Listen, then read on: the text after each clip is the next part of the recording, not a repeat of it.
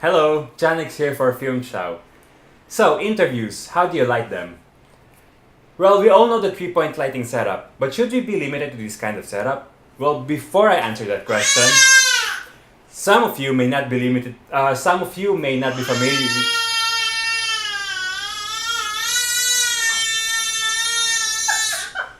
some of you may not be familiar with Some of you may not be familiar with this kind of, some of you may not be familiar with the 3-point lighting setup. So, let's get through this lighting setup before we begin. So this video will have two parts. Part 1 will be the actual explanation of the lighting setup, and then part 2 will be the breakdown of some interviews that I have shot. Okay, so we are going to do an interview with LED panels. Why LED panels? Because it's a good start for indie filmmakers. It's compact, lightweight, and versatile. Then from there, you can invest on other lights and accessories. So here's our location. A quick reading shows an opening of f2, or t2 in my case, as I'm using a Cine lens. Not bad, but of course, we still need to use lights to sculpt the image. Okay, so let's see our interviewee. Let me introduce to you Alicia, and she is going to talk about different things. So for the 3-point lighting setup, you have the key light, which is the main light to give light to our subject. Note, there's a 216 on the key light to make the light more softer. And then there's the fill light, which counters the shadows created by the key light. Finally, there's the backlight, or the hair light, or the rim light, whatever you want to call it, which separates the background from the subject, especially if the background is dark. And there you go, you can conduct your interview if your subject can stand still. So this setup is a good setup for, let's say, a light-hearted interview. Here, Alicia is maybe saying that she is fed properly, as you can see from her Michelin Man arms. A quick reading shows a one-stop difference between the key light and the fill light, so that's around the 2:1 ratio. You don't really need to use a light meter to check your values, but if you want to be more scientific about it, then go ahead, no one's stopping you. So another thing to take note is in this setup, I kept the practicals turned on to give an overall ambience to the room, to give an overall brightness to the room. So back to the question, are you then limited to the 3-point lighting setup? Well, the answer is no, you're not. The lighting setup, or the 3-point lighting setup, is just a baseline for a good image, but you're not bound by it. The lighting should always depend on the look and feel that you're going for. For example, I'll turn off the practicals, and then I'll turn off the fill to add more contrast to the face. So there you go, you only have two sources lighting the scene, which gives a little bit more drama to the scene. Now this interview looks a little more serious. Here, maybe Alicia is saying that she's not getting her milk on time. Alright, now I want to try something different just to show you what lighting can do. I'll move the key light a little closer to have it wrap around her face more softly. Of course, this will brighten her a lot, so we will stop down by one stop. A quick reading shows 5.6, so yeah, that's around one stop, from T4 to 5.6. Now, since we're not using the fill light anymore, I will light the background with it and change the temperature to 3200K. Now with the warmer background and the brighter face, it looks more romantic or more comfortable or more intimate. So it's more like she's saying how much she loves her mommy and papi and how much she loves receiving her milk on time. Alright, let's change the setup again. Now let's say Alicia wants to be anonymous. So how do we do that? One way is to brighten the background a lot and not light her at all. Alright, this is looking good. Almost there. So right now we have a reading of 2 for Alicia and 8 for the background. That's a full 4 stops difference. So just excuse the light stand here because I was able to get the Gobu arm. So that light actually serves as her rim light to separate her from the background. Alright, so in this setup, there's a lot of light spilling towards her. We can still, we can still make out her face. So what we can do is move her further away from the lights. Now we can't recognize it's her except for that sausage looking arms. Right, now let's change the setup again. Let's say it's a product launch. And there you go. So it's a bright background with a bright face. That's around the 1:1 ratio right there. Well, I can go for a 2:1, but here I just went for a 1:1. So it's the same stops between the key and the fill. Okay, for the next setup, Let's say you only have one light. Let's say you don't have any budget and you only have one available light. Can you still get a good lighting setup for that one? Of course. So here in the setup, the practicals are back on and the key is just a little bit above the camera. So as you can see in this setup, I have to open up a lot so we don't throw the background into darkness. And I have to dim down the key light a little bit so her face will not be overexposed. So of course with the full open iris, it's very difficult to keep focus. So having a baby as an interview is very difficult, as you can see. She keeps coming in and out of focus. So there you go. These are just some basic lighting setups that you can do. All of these were done with LED panels. But of course, you don't have to limit yourself again with LED panels. Alright, so now for some real-world applications. Let's break down some interview setups that I did in the past.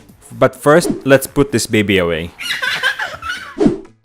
Hello and welcome to the second part of the interview lighting setup. What can you say about yourself? Well, they say I'm handsome. In this video, we'll only be breaking down the scenes where we only lit it with LED panels. So in this project, we have 3 lights, but I didn't use it to light the scene as a 3-point lighting setup. So instead, what I used for this shot is actually a D60 F10. I know I was supposed to only talk about LED panels, but here is still an LED light, although this is a Fresnel. So I have this D60 F10 pointing towards him as a key light with an attached 184 cosmetic peach. The problem that I found out with the F10 is that when you start putting in gels or filters or diffusions, the light output just goes down by a lot. So to get the proper light output that I need, I added a LED panel just beside it with the same gel 184 cosmetic peach. So with that, we have this nice soft light that's wrapping around his face nicely, and it also has this nice color rendition of the skin tone. And then for the background, we have another LED panel just pointed towards the wall, so you have this nice little glow in the background. There is no need to put any rim light or backlight or hair light because it's already separated from the background. So for the fill, what I used is just a simple bounce board to give that nice soft light beside him. So here's the behind the scenes shot of the setup. Here you can see the D60 F10, and then beside that one you can see the light stand, that there's the LED panel, and then you can see that the gel is actually falling down. We fixed that, of course. And then here's the LED panel. Right now it's turned off, but that's the LED panel that's shooting towards the wall. And then this backdrop here, we used it as a flag to block any light spills from the LED panel from spilling into the subject. Why we used the backdrop as a flag? That's because all of our available flags were used right here to block the emergency lights in the ceiling. So in the emergency lights, we cannot turn them off. So we had to block them with the flags. And then there's another one here, and then there's another one off camera. And then here is the bounce board to give the subject a nice feel. So depending on the subject, depending on the skin color, we either move this forward or backward to give a nice soft feel. And then here in the corner, you can see we have a laptop. This is actually used as a waveform monitor to check the levels of the skin tone. So let's move on to the next interview. So here we have Mr. Robert De Niro, and I only again used 2 lights to light him up. So to key him, I used an LED panel with 1200 bulbs. And then it has an attached half white diffusion, which is 250. And then for the backlight or the hair light, there's another LED panel shining towards him to give him a nice separation from the background. And then I didn't anymore use any fill light to light him up for the fill, because behind the camera there's a huge window that's letting in nice soft sunlight. So that's what I used as a fill light. And then for the background, we didn't anymore use any additional lighting. We just left it alone with all the ambient and the practical lighting that they have. For the purposes of this interview, the color and the lighting is really registering nice to the camera. So we didn't anymore touch that one. And then for the behind the scenes, it's not actually behind the scenes shot. It's more like a behind the scenes photo with Mr. Robert De Niro. But here you can see our 1200 bulb LED panel with the diffusion. And then here's the window that I'm talking about. So it's not letting in any hard sunlight. Instead, it's letting in really nice soft light. And then behind here is the backlight or the hair light.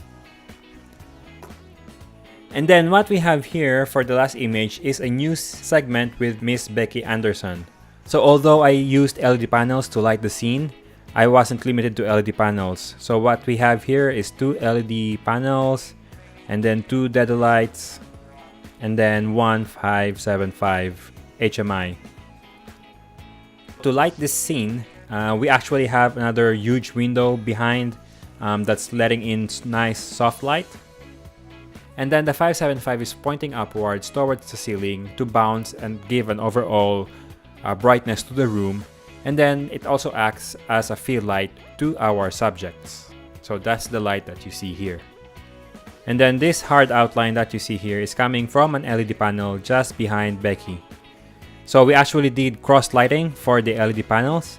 We have one LED panel that is acting as key light to the interviewee and acting as backlight to Becky. And then at the same time, on the interviewee side, we have another LED panel that is acting as key light to Miss Becky and then as backlight for him.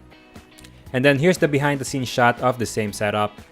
Sorry for the low quality because I don't have the original picture. I just took this photo from Leo Miraran, my assistant camera, and I just grabbed it from his Facebook. Alright, so here I am looking very innocent. And then here's the LED panel that's acting as key light to the interviewee and acting as backlight to Becky Anderson. And then here's the other LED panel that's acting as backlight to the interviewee and as key light to Becky Anderson. And then here are the huge open windows that's letting in soft light just to give an ambience to the room. And then here's the dead light in the background, which I used to have a shaft of light on the black wall over here. So this is a wooden wall. It's very dark. In the camera, it's not registering well. So when you add the dead light, the color of the wood pops out, adding more dimension to the background. So if you watch the original video, you will see what I'm talking about. And then right here is the 575. Actually, it's not a 575, it's an RED12. So it's a 1.2 watts HMI. So that's pointing upwards to give additional lighting to the whole room and as well as act as a field light to both subjects. And then from this picture, you can see that the practicals are actually turned on. And then you also have fluorescent tubes right here. So it's just turned on during setup, but during the actual interview, we turned all the practicals off. And that's it. Other interesting facts, we used EX3 for our A and B camera. And then we have 5D for the wide shot. And that's it for today's episode. Thank you for watching. Hopefully you learned something new or at least got a new insight into lighting interviews. If you like this video, please give it a thumbs up and please do subscribe if you want to be the first in to know about our latest videos. And I also want to thank 1507.media for letting us use their lights to be used in the video. If you want to find out more about them, I also included their link in the description below. So if you have any other questions about this video or any questions about anything else, just comment below and then we'll be sure to get back to you. That's it, and thank you very much. See you next time.